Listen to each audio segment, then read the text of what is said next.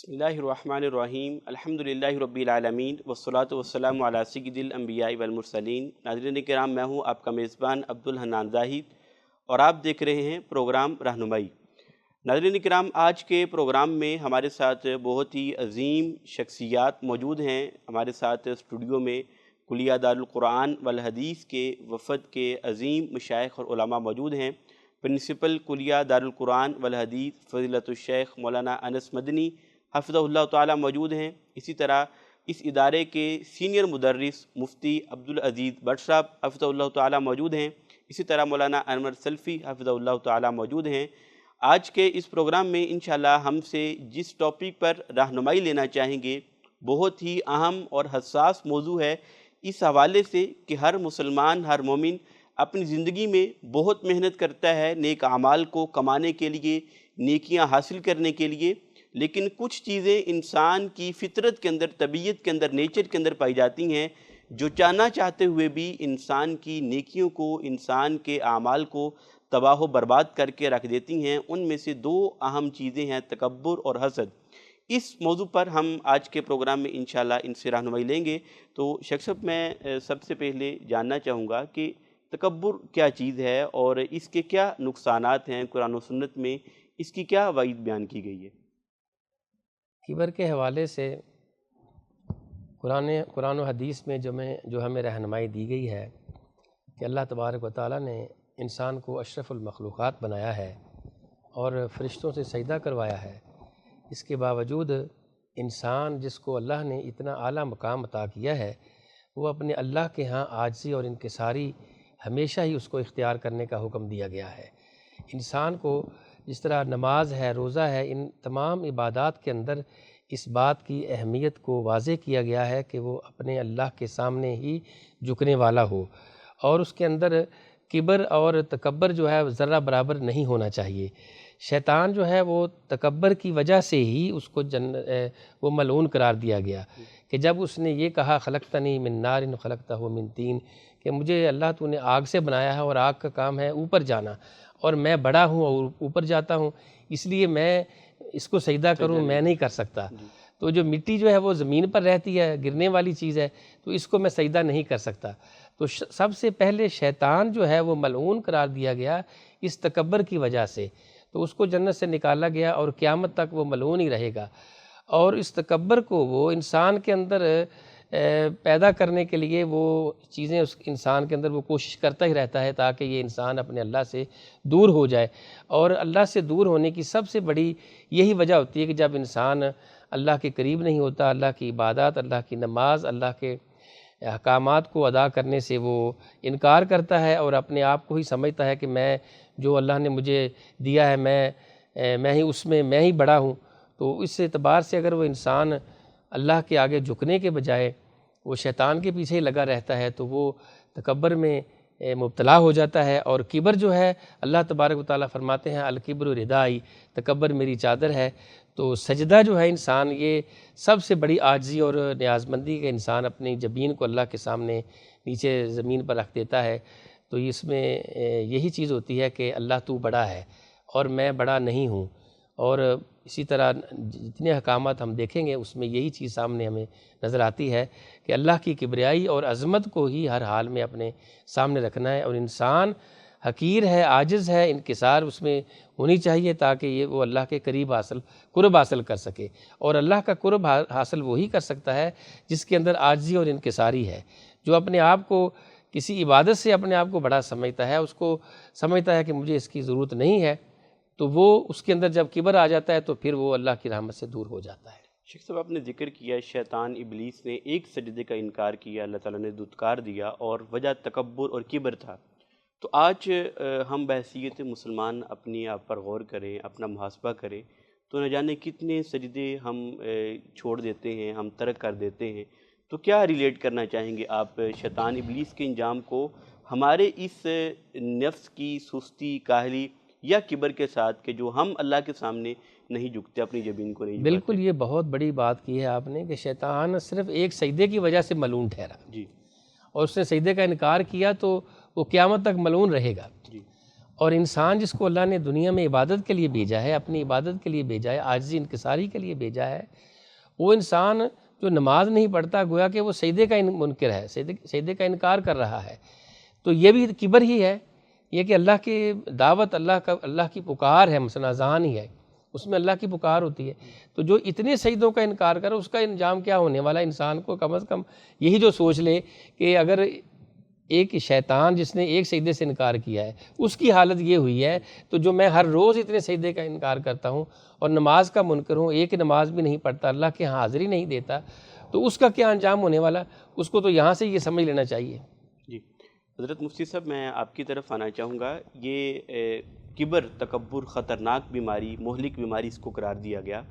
روحانی طور پر تو ہے ہی، انسان کی نیکیاں، اعمال ان کو تباہ و برباد کر رہا ہے، انسان کی عبادات کے اندر رکاوٹ بن رہا ہے۔ لیکن آپ سمجھتے ہیں انسان کی جسمانی طور پر بھی یہ تکبر جو ہے یہ انسان کے لیے مہلک ہے، نقصان دہ ہے؟ معاشرتی طور پر کسی معاشرے میں، خاندان میں،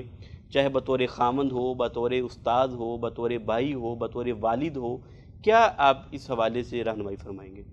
بسم اللہ الرحمن الرحیم، الحمدللہ رب العالمین، والصلاة والسلام علی اشرف الانبیاء والمرسلین، اما بعد۔ جیسا کہ آپ نے خود ہی فرمایا، اس کے جو ہے وہ تکبر کے روحانی نقصانات ہیں۔ شیطان کو اس کا روحانی نقصان ہوا، وہ جنت سے بے دخل ہوا۔ ایسے ہی تکبر کا ایک روحانی نقصان یا ایمانی نقصان یہ بھی ہے کہ متکبر آدمی اصل میں جس سے جو ہے وہ بندہ اپنے اعمال تو ضائع کر ہی دیتا ہے، لیکن تکبر اور غرور کی وجہ سے وہ دوسروں کے لیے بھی مشکلات کھڑی کرتا ہے۔ دو حصوں میں مشکلات کھڑی کرتا ہے۔ ایک تو وہ اپنے لیے مشکلات کھڑی کرتا ہے، جیسے آپ نے فرمایا کہ اخلاقی نقصانات، جسمانی نقصانات۔ تجربات سے یہ چیز پتہ چلی ہے، جو متکبر آدمی ہے وہ انزائٹی میں، ڈپریشن میں، وہ ان چیزوں کے اندر بہت زیادہ چلا جاتا ہے۔ وہ ہر وقت ان چیزوں کو اپنے ذہن پہ طاری کرتا ہے۔ پھر اس کے اندر یہ ایک چیز آتی ہے کہ میں بہت بڑی چیز ہوں، اس زوم کے اندر وہ بالکل دنیا کے اندر اکیلا رہ جاتا ہے۔ ہاں، کئی جگہ پہ اس کو اگنور کیا جاتا ہے تو پھر وہ اس کو ذہن پہ سوار کرتا ہے کہ مجھے یہاں پہ اگنور کیا گیا، مجھے اگنور کیا گیا ہے۔ پھر جیسا کہ آپ شیطان کو دیکھ لینا، شیطان فرشتوں کے اندر رہ رہا تھا، جن تھا لیکن رہا فرشتوں کے اندر رہا تھا، اور عبادت گزار تھا اور فرشتوں سے زیادہ اسے عزت مل رہی تھی۔ لیکن جیسے ہی اس نے تکبر کیا تو وہ ان سے بالکل اکیلا ہو گیا۔ اور پھر متکبر آدمی جو ہے وہ صرف اپنے لیے مسائل نہیں کھڑے کرتا، وہ خود راتوں کی اس کی نیند تباہ ہوتی ہے، اس کو پریشانی ہوتی ہے، وہ بار بار سوچتا رہتا ہے میں نے اگلے بندے کو ڈیگریڈ کیسے کرنا ہے، اس کو نیچا کیسے دکھانا ہے، وہ اس کے لیے پریشانیاں کھڑی کرنا شروع کر دیتا ہے۔ جیسے ہم شیطان کی بات کر رہے تھے، اب شیطان جو ہے وہ اس نے نبی اللہ کے نبی جناب آدم علیہ السلام سے حسد کیا۔ اب اس کے اندر خود تو وہ نقصان اٹھایا، اس نے اللہ کی راہ سے راندہ درگاہ ہو گیا، ملعون ہو گیا، لیکن اس نے جناب آدم علیہ السلام کے ساتھ کیا کیا؟ یہ معاشرتی نقصان ہے، ان کو جنت سے نکلوایا۔ پھر اس کے بعد وہیں پہ اس نے بس نہیں کی، اس نے اپنی پوری فوج، لاؤ لشکر جو ہے وہ کس کے پیچھے لگا دیا؟ وہ جناب آدم علیہ السلام کے پیچھے، ان کی اولاد کے پیچھے، اور آج تک وہ ہمارے پیچھے لگا ہوا ہے۔ ایسے ہی جو متکبر آدمی ہوتا ہے، اس کو ہم آپ کا موضوع حسد بھی ہے، اس کے ساتھ بھی اٹیچ کر لیں، وہ اگلے بندے کو بھی نقصان دینا شروع کر دیتے ہیں، خود بھی اخلاقی اعتبار سے، وہ جسمانی اعتبار سے آپ دیکھیں بیچارہ پریشان رہ کے کمزور ہو جاتا ہے، نقصان میں آ جاتا ہے۔ وہ اگلے بندے کے لیے بھی پھر تکبر کی بنا پہ، حسد کی بنا پہ، بغض کی بنا پہ اس کے لیے مشکلات کھڑی کرتا ہے۔ تو واقعتاً یہ نقصانات جو ہیں وہ اخلاقی اعتبار سے بھی ہیں اور دوسروں کے لیے صحت کے اعتبار سے بھی ہو سکتے ہیں۔ پھر تکبر کا جب متکبر آدمی کا بس نہیں چلتا، پھر وہ جادو کی طرف آتا ہے، ان چیزوں کی طرف بھی آ جاتا ہے۔ جی بالکل شیخ صاحب، ایک چیز ہے تکبر، اور ایک طرف ہے نبی الاسلام سے بھی اس بارے میں سوال کیا گیا کہ ایک انسان اچھے کپڑے پہنتا ہے، اچھا جوتا پہنتا ہے، اس کے بعد اچھی سواری ہے، کیا اس کو بھی ہم تکبر میں شمار کریں گے کہ ایک انسان اگر باقی لوگوں سے اس کے پاس استطاعت، توفیق ہے، اچھا پہنتا کھاتا پیتا، اٹھنا بیٹھنا اچھا ہے، تو کیا اس کو بھی ہم تکبر میں شمار کریں گے؟ نبی پاک صلی اللہ علیہ وسلم سے ایک صحابی نے پوچھا کہ میرا دل کرتا ہے کہ میں اچھا کھاؤں، اچھا پہنوں، تو اسی لیے سوال کیا کہ شاید یہ اگر اچھا پہننا، اچھا کھانا، کیا یہ تکبر تو نہیں ہے، یا یہ اس کو کس زمرے میں ہم اس کو شمار کریں گے؟ تو اللہ کے رسول صلی اللہ علیہ وسلم نے یہی فرمایا، کل ما شئتا والبس ما شئتا، جو کھانا چاہے تو کھا سکتا ہے، جو پہننا چاہے تو پہن سکتا ہے، جب تک اس میں کبر نہ ہو۔ یعنی آگے لفظ ہے ما لم یکن فیہ مخیلہ، جس میں ایسی چیز نہ آ جائے کہ اس کھانے کے اندر بھی کبر ہو سکتا ہے کہ انسان جس طرح کہ ہمارے معاشرے کے اندر ایسے کھانے بنائے جاتے ہیں پروگراموں کے اندر، شادیوں کے اندر، جس میں کھانا کم ہوتا ہے اور نمود و نمائش زیادہ ہوتی ہے۔ اب اتنا زیادہ کھانا سب نے کھانا نہیں ہے، لیکن اس میں یہ ایک دکھانا ہوتا ہے کہ میں بہت بڑا آدمی ہوں، اور اس بنیاد پر کھانے میں بھی تکبر آ گیا، اور اسی طرح پہننے میں اگر لباس کے اندر لباس صاف ستھرا پہننا چاہتا ہے، اچھا پہننا چاہتا ہے، تو اس میں کوئی حرج نہیں ہے، بلکہ اللہ کے رسول صلی اللہ علیہ وسلم کی ایک حدیث ہے کہ ان اللہ یحب اذا انعم علی عبد ان یری اثر نعمتہ علیہ، کہ اللہ اگر کسی بندے پر کوئی انعام کرتا ہے، اس کو مال دیتا ہے، تو اللہ اس کے انعام کے آثار بھی دیکھنا چاہتا ہے۔ یہ نہیں کہ اچھا لباس پہننے سے تکبر آ جائے گا، ہاں اگر وہ پہننے کے بعد تکبر اختیار کرتا ہے، اس کے ذہن کے اندر یہ چیز آتی ہے کہ لوگ مجھے کہیں کہ میں نے بہت اچھا لباس پہنا ہے، بلکہ اس لباس سے بھی منع کیا گیا ہے جو لباس ایسا لباس پہنا جائے کہ لوگ اس کو دیکھ کر کہیں کہ اس نے کیا لباس پہنا ہے، کیا کمال کر دیا ہے۔ تو اگر ایسا ذہن اس کے ذہن میں آ جاتا ہے تو یہ بھی غلط ہے۔ اگر وہ لباس پہنتا ہے شکرانے کے طور پر، اچھا لباس پہنتا ہے، تو یہ منع نہیں ہے۔ جی ٹھیک ہے حضرت مفتی صاحب، آپ نے ذکر کیا مولانا عبداللہ بہروالوی رحمہ اللہ تعالیٰ کا کہ ان کے اندر ایک بڑی صفت تھی عزت نفس، خودداری۔ ہم بطور علماء اس معاشرے کے لوگوں کے لیے رہنما ہیں، ہم ان کے لیے بہت ساری چیزوں میں ہم ان کے لیے سبق آموز ہیں، بہت ساری چیزیں وہ ہماری ذات سے پیک کرتے ہیں، ہمارے رویے سے پیک کرتے ہیں، ہمارے اخلاق اور کردار سے پیک کرتے ہیں، لیکن اس عزت نفس سے اکثر علماء اگلا سٹیپ لیتے ہیں، اور پھر لوگوں کی طرف سے یہ ہمیں شکایتیں دیکھنے کو ملتی ہیں کہ بھئی یہ علماء کے اندر یہ تکبر اور کبر کی بہت بڑی خرابی ہے۔ تو کیا فرق کریں گے ہم؟ یہ عزت نفس، خودداری ایک طرف ہے اور ایک طرف یہ تکبر ہے، تو بیلنس کس طرح ہم کریں گے اور کیا فرق اس دونوں میں، ان دونوں چیزوں میں؟ جو تکبر اور خودداری میں فرق کرنے کے لیے ہمیں سب سے پہلے تکبر کی تعریف دیکھنی پڑے گی کہ تکبر کسے کہتے ہیں، اور خودداری اور عزت نفس کی تعریف دیکھنی پڑے گی۔ اس کے اندر دیکھیں، جو تکبر ہے نبی کریم علیہ الصلوۃ والسلام سے پوچھا گیا تھا۔ ابھی جو حدیث بھی یہاں پہ بیان فرمائی گئی ہے، شیخ محترم نے بیان کی ہے، صحابی نے آ کر پوچھا تھا کہ کیا تکبر تو نہیں ہے اگر میں اچھا لباس پہنتا ہوں، اچھا کھانا کھاتا ہوں؟ تو اللہ کے نبی علیہ الصلوۃ والسلام نے غالباً اسی حدیث کے آخر میں یا کسی اور حدیث میں فرمایا تھا یہ تکبر نہیں ہے، الکبر بطر الحق وغمط الناس۔ صحیح ہے۔ تکبر کی آپ علیہ الصلوۃ والسلام نے تعریف بھی کر دی اس حدیث کے اندر، اور تکبر کے درجات بھی بتا دیے۔ پہلا جو خطرناک تکبر ہے الکبر بطر الحق، حق کو جھٹلا دینا۔ متکبر آدمی کی یہ علامت ہے حق نہیں مانتا، وغمط الناس، اور لوگوں کو حقیر سمجھنا شروع کر دیتا ہے۔ اب آپ دیکھیں نا، شیطان ابلیس نے یہ دونوں کام کیے، اس نے حق بھی جھٹلایا، سجدہ کرنے سے بھی انکار کر دیا، اور غمط الناس جناب آدم علیہ السلام کو حقیر بھی سمجھا کہ میں تو انا خیر من خلقتنی من نار و خلقتہ من طین۔ تو یہ ہم دیکھیں گے اگر کوئی بندہ حق کو جھٹلا رہا ہے، حق اس کے پاس آ گیا، اس کو اس کی غلطی بتائی گئی ہے، اس کو اس کی اصلاح کی جانب لائے گا، چاہے وہ عالم دین ہے چاہے وہ سادہ آدمی ہے، کہتے جاؤ جی میں نہیں مانتا، آپ نے جو کرنا کر لیں، یہ کہا جس نے حق کو جھٹلایا۔ دوسرا غمط الناس، وہ لوگوں کو ہلکا سمجھنا شروع کر دے، لوگوں کو مفادات کے لیے استعمال کرے، پھر ہے، اسے ہم کہیں گے تکبر۔ آگے خودداری یا عزت نفس آ جانا یا سیلف رسپیکٹ آ جانا، اس میں یہ ہے کہ کسی کو حقیر بھی نہیں سمجھ رہا اور کسی کے ساتھ وہ حق بھی نہیں جھٹلا رہا، اپنی غلطیاں بھی تسلیم کر رہا ہے، ہر ایک کو خندہ پیشانی سے بھی مل رہا ہے، لیکن وہ صرف عزت نفس بچا رہا ہے کہ اگر معاشرے کے اندر کوئی ایسے افراد ہیں جو بد تہذیبی سے، بدتمیزی سے یا توہین آمیز رویہ رکھتے ہیں، وہاں وہ اپنے آپ کو اچھے انداز سے پرے کر لیتا ہے، یہ بالکل ٹھیک ہے۔ یا اس کے اوپر غلط قسم کے الزامات لگ رہے ہیں، اور الزامات کے اندر بسا اوقات وہ الزام لگانے والے نے بہت ہی زیادہ حد کر دی ہے، بہت ہی زیادہ حد کر دی ہے، اور الزامات وہ اس کی ذات تک پہنچ گئے ہیں،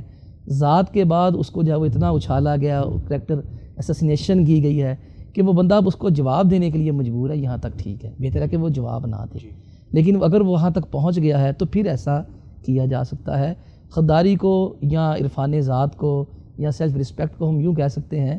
عمر فاروق رضی اللہ عنہ کا ایک فرمان ہے، رحم اللہ عمران عرف قدر نفسی، اللہ تعالیٰ اس بندے پہ رحمت نازل فرمائے جسے اپنی حیثیت کا پتہ ہوتا ہے، اپنے مقام اور مرتبے کا پتہ ہوتا ہے۔ سیدنا علی رضی اللہ عنہ کا بھی ایک فرمان ہے اسی حوالے سے، قیمت کل امرئ ما یحسن، ہر انسان کا لیول، اس کا مقام وہ ہے جتنا اچھا وہ کام کرتا ہے۔ تو اس اعتبار سے یہاں یہ کوئی تکبر نہیں ہے۔ خودداری ہمیشہ سے نا علماء کا شیوا رہا ہے، انہوں نے ہمیشہ سے لوگوں سے میل ملاپ کم رکھا ہے،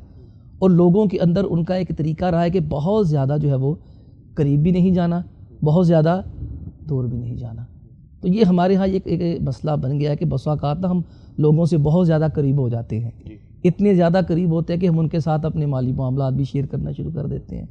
ہم ان کے ساتھ اپنے جو ہے وہ نجی معاملات بھی شیئر کرنا شروع کر دیتے ہیں۔ اب ہر بندہ جو آتا ہے علماء اکرام کے پاس وہ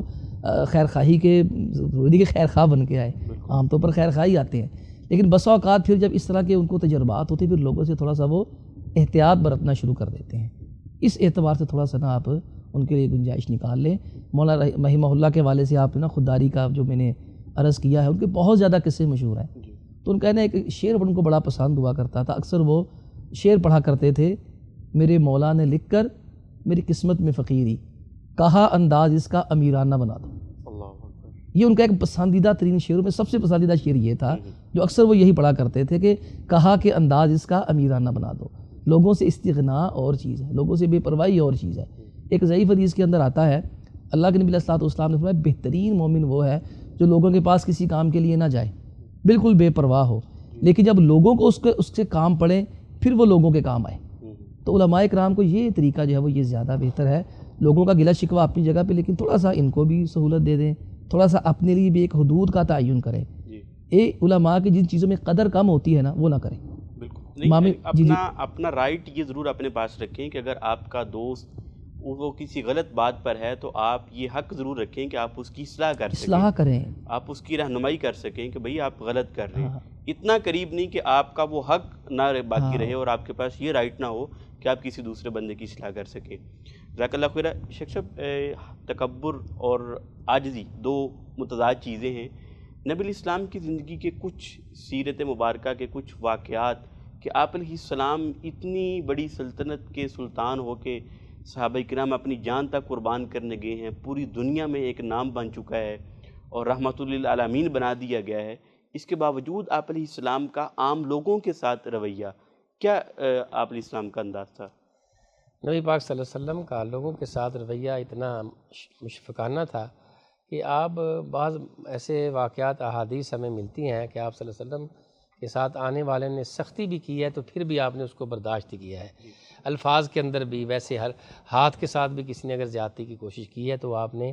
اس کو برداشت ہی کیا ہے۔ تو یہ عاجزی کی ہی بات ہے، ایک بندہ آیا کہتا ہے کہ یہ مال تیرا نہیں ہے، یہ تیرے باپ کا نہیں ہے، مجھے دے دو، آپ نے کہا اس کو دے دو۔ اب اس کو کچھ بھی کہہ سکتے تھے کہ بھئی تو آپ نے یہ کیوں کیا میرے ساتھ، یہ زیادتی کیوں کر رہے ہو، لیکن اس کے باوجود آپ صلی اللہ علیہ وسلم نے اس کو کچھ نہیں کہا۔ اسی طرح بہت سارے ایسے واقعات ہمیں ملتے ہیں جو اللہ کے نبی صلی اللہ علیہ وسلم کے پاس آنے والوں نے سوال کرنے میں سختی کی ہے یا آپ کے رویے میں سختی کی ہے تو نبی پاک صلی اللہ علیہ وسلم نے اس کا جواب نہایت عاجزی اور انکساری کے ساتھ دیا ہے، اور وہاں نبی ہونے کے باوجود اور ایک اشارہ بھی کرتے تو اس کو بندے کو اگر مار دیا جاتا، لیکن نہیں، آپ نے ایسا نہیں کیا اور آپ نے اس کو برداشت ہی کیا ہے۔ جی ٹھیک ہے۔ شیخ صاحب، کوئی آخری پیغام تکبر کے حوالے سے کہ ہم عام لوگوں کو کوئی قرآن و حدیث میں سے کوئی تنبیہ سنا کے کہ لوگ اس برائی سے بچیں، اپنے آپ کو نکالیں اور اپنے بچوں کی بھی اس بات کے اندر اصلاح کریں کہ یہ تکبر اور حسد کتنی بڑی برائی ہے، ایک معاشرے کے لیے کتنی مہلک ہے، تو اس بارے میں ضرور کوئی نصیحت ارشاد فرمائیں۔ تکبر کے حوالے سے میں نے پہلے بھی 2-3 چیزیں عرض کی ہیں۔ ایک تو انسان جو ہے وہ اپنا نقصان تو کرتا ہی کرتا ہے، وہ ساتھ دوسروں کا بھی جو ہے وہ بیڑا غرق کرتا ہے، ان کے لیے مشکلات پریشانیاں کھڑی کر دیتا ہے۔ جیسا کہ میں نے عرض کیا، شیطان نے خود تو وہ تکبر کیا ہی کیا اور خود تو کافر و ملعون بنا، لیکن وہ آدم علیہ الصلوۃ والسلام اور ان کی ذریت، ان کی اولاد کے پیچھے اس نے سارے اپنے وسائل لگا دیے۔ تو انسان متکبر آدمی ایسا ہی کرتا ہے۔ باقی رہا حسد کا معاملہ، تو جہاں تک حسد کرنے کا تعلق ہے، حاسد کا تعلق ہے، تو سب سے پہلے وہ یہ سوچے وہ کس کے اوپر اعتراض کر رہا ہے۔ سب سے پہلے جو اس کا بنیادی مقصد نا حسد کرنے والے کا، وہ اچھا شیطان حسد کا بھی ویسے شکار تھا، متکبر بھی تھا، اور جناب آدم علیہ السلام سے حسد بھی وہ کرتا تھا۔ تو حاسد آدمی کے لیے سب سے پہلے تو یہ بنیادی چیز ضروری سمجھنے والی ہے کہ بھئی آپ کس کے اوپر اعتراض کر رہے ہیں۔ کیا اس بندے کے اوپر آپ اعتراض کر رہے ہیں جس کے اوپر اللہ تعالیٰ کے احسانات یا نعمتیں ہیں؟ نہیں، اس کے اوپر نہیں کر رہا۔ در حقیقت وہ اللہ تعالیٰ پر اعتراض کر رہا ہے، تقدیر پر اور قضاء و قدر پہ اعتراض کر رہا ہے کہ اللہ تعالیٰ آپ نے غلط فیصلہ کیا کہ آپ نے اسے دیا ہے، مجھے نہیں دیا۔ سب سے پہلے تو اس کے لیے نقصان دہ ہے۔ پھر حسد والا آدمی جو نقصان کرتا ہے وہ آپ دیکھ لیں، جناب یوسف علیہ السلام کے بھائیوں کا جو معاملہ ہوا، اور جناب یوسف علیہ السلام کو کتنے سالوں تک اسی ایک وجہ سے پریشانیوں میں پڑنا پڑا۔ تو ایسے حاسدین، یوسف علیہ السلام کا قصہ، ان کے بھائیوں کا قصہ، اس میں ایک بہت ہی بہترین سبق ہے ان کے لیے کہ آپ جو ہے وہ جتنا مرضی حسد کر لیں، بغض رکھ لیں، اللہ تعالیٰ ایک وقت لاتا ہے کہ آپ حاسد محسود کے دروازے پہ جاتا ہے۔ بالکل یوسف علیہ السلام کے بھائی آخر میں آئے تو نبی کریم علیہ السلام کے پاس بھی سارے آئے۔ تو یہ علماء اکرام نے ان دونوں واقعات کی روشنی میں لکھا ہے اگر حاسد اپنا علاج نہ کرے تو اللہ کا بندہ ایک وقت آتا ہے، اللہ تعالیٰ اسے محسود کے دروازے پہ کھینچ کر اس کو رزق مانگتا ہے۔ تو یہ ان کو جو ہے وہ یہ سوچنا پڑے گا۔ شیخ صاحب آخری بات کہ ہم علماء کو حسد کا بہت زیادہ فیس کرنا پڑتا ہے معاشرے میں، ظاہری بات ہے ہم یہ ایک شروع سے سلسلہ چلتا رہا انبیاء کرام علیہم السلام سے، تو اس حالت میں آپ کیا نصیحت کریں گے طلباء کرام کو، علماء کرام کو جو ابھی عمل کے میدان میں اترے ہیں کہ ایسی صورتحال کو کیسے فیس کرنا ہے، کس طرح کا رویہ اپنانا ہے، اور کیسے آپ نے اس چیز کو فیس کرتے ہوئے، اس کو برداشت کرتے ہوئے اپنے معاملات کو حل کرنا ہے؟ حسد ایک ایسی چیز ہے جس سے معاشرے میں امن و امان کا بھی مسئلہ بنتا ہے، بالکل امن کا، اور آپس میں دشمنی پیدا ہو جاتی ہے، کیونکہ بھائی بھائی کا دشمن ہو گیا ہے، اس کے پاس ایک گاڑی ہے تو میرے پاس دو ہونی چاہیے۔ اب ایک گاڑی میں جا رہا ہے بندہ، ایک بس میں جا رہا ہے، اور اب گاڑی میں جانے والا اور بس میں جانے والا دونوں میں بس والا جو ہے نا یہ جو سوچ سکتا ہے کہ یار یہ اللہ نے اس کو گاڑی دی ہے، اگر وہ احساس پیدا ہو جائے کہ میں اس وقت تکلیف میں ہوں اور یہ آرام میں ہے، یہ ایک اور بات ہے، لیکن اگر وہ یہ سوچتا ہے کہ یہ گاڑی اس کے پاس نہیں ہونی چاہیے تھی، اس کے پاس کیوں ہے، یہ حسد ہے۔ اسی طرح علماء کرام کے ساتھ بھی حسد کیا جاتا ہے کہ ان کو اللہ نے کسی کو شکل اچھی دے دی ہے، کسی کو آواز اچھی دے دی ہے، کسی کو اللہ نے سکالر بنا دیا ہے، تو وہ علماء کرام اگر لوگوں کو اپنا دین پیش کرتے ہیں اچھے انداز سے، اس کے ساتھ بھی حسد ہو جاتا ہے۔ اور حاسد جو ہوتا ہے وہ اصل میں ڈبل نقصان کر رہا ہوتا ہے، معاشرے کا نقصان بھی کر رہا ہے، امن امان کا بھی نقصان کر رہا ہوتا ہے، اور دشمنی بھی پیدا کر رہا ہوتا ہے، اور یہ اسی طرح ہی ختم ہو سکتی ہے کہ اللہ کی رضا پر راضی ہو جائے۔ اس طرح بھی شیخ فرما رہے تھے کہ حاسد جو ہوتا ہے وہ اس نعمت کو ختم کرنا چاہتا ہے کہ اس کے پاس کیوں ہے، میرے پاس ہونی چاہیے تھی۔ تو جب انسان اللہ کی رضا پر راضی ہو جاتا ہے اس دنیا میں رہتے ہوئے، اللہ نے کسی کو زیادہ دیا ہے کسی کو کم دیا ہے، وہ اس مالک کی تقسیم ہے، اور جو اللہ کی رضا پر راضی ہونے والا ہوتا ہے وہ اصل میں وہ حسد نہیں کرنے والا ہوتا، وہ یہ سمجھتا ہے کہ یہ چیز اللہ نے اس کو عطا کی ہے، میں اس کو دینے والا نہیں۔ اور جو حاسد ہوتا ہے وہ اس سے اس نعمت کے زوال، اس نعمت کو چھیننے کا اس کے اندر خواہش پیدا ہو جاتی کہ یہ نہیں اس کے پاس ہونی چاہیے تھی، میں اس کا زیادہ کروں۔ تو اس وجہ سے انسان کو اللہ اور اس کے رسول کی باتوں پر جب انسان توجہ کرے گا، قرآن و حدیث کو پڑھے گا، سنے گا احادیث کو، اس میں ہمیں یہی حکم دیا گیا ہے کہ حسد اگر ہے تو صرف دو چیزوں میں، لا حسد الا فی اثنتین، اگر حسد وہ بھی اس کو غبطت اور اس کو رشک کہا جاتا ہے۔ ایک آدمی اللہ نے اس کو مال دیا ہے تو وہ اللہ کے راستے میں خرچ کرتا ہے، تو اس میں وہ رشک کر سکتا ہے کہ اللہ مجھے بھی دے اور میں بھی خرچ کروں۔ بالکل۔ اور اسی طرح اللہ نے کسی کو علم عطا کیا ہے تو وہ اگر اس کے دل میں یہ خواہش پیدا ہوتی ہے کہ جس طرح یہ لوگوں کو اللہ کا دین سنا رہا ہے، کاش کہ میرے پاس بھی علم ہوتا اور میں بھی لوگوں کو بتاتا، یہ دو چیزوں میں جائز ہے۔ لیکن اس کے علاوہ دنیا کی کوئی بھی چیز اللہ نے کسی کو عطا کی ہے تو اس میں انسان یہی سمجھے کہ یہ اللہ کی عطا ہے۔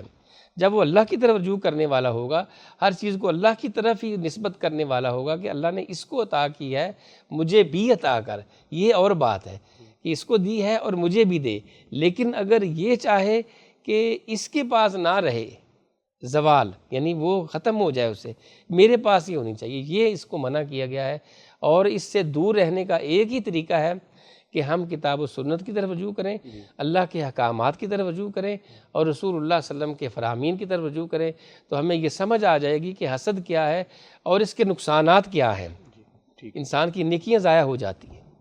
حضرت شیخ صاحب بہت شکریہ آپ کا، حضرت مفتی صاحب آپ کا بھی بہت کچھ سیکھنے کو ملا۔ ناظرین کرام،